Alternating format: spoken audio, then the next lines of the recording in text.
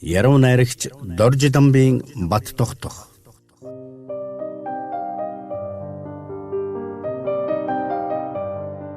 Халгүй гимгүй заяандан шүлэгч юм би.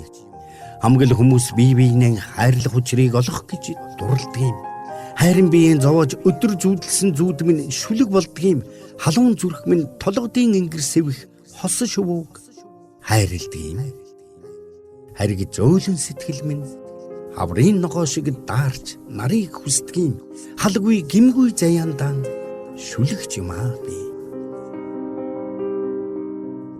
Харь додсон бүсгүй зүсийг санах гэж зуны үдэш гадаалдаг юм.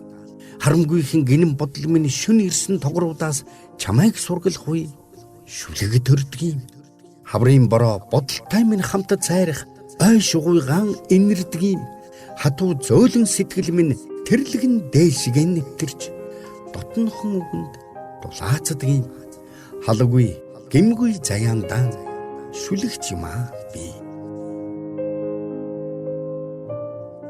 Харанхуй шинээр морин хон явдалд ханьсаж хүний заяаг тунгаах юм.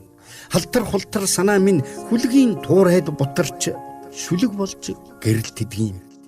Харин одод гэрийг минь хүртэл дагаж тооноор минь шагаалцахад харь хамаагүй сэтгэл минь баясдаг юм.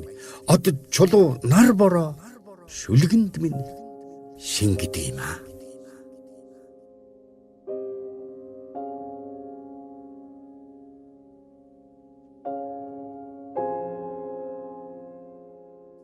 Мянган 990 оны 9-р сарын 15